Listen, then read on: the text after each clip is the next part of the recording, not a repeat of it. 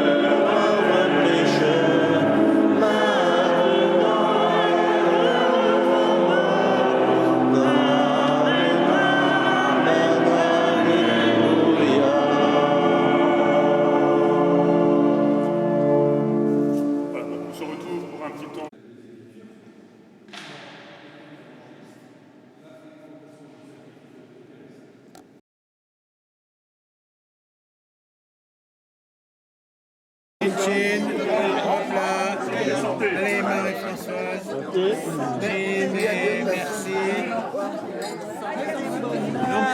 L'an prochain c'est le pèlerinage chez Marc-en-Barœul. Alexandre à la pièce. À l'hippodrome. Croiser les roches.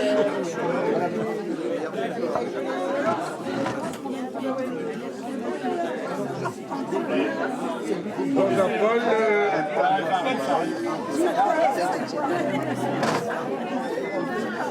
c'est bon, c'est bon. Qu'est-ce que c'est ça?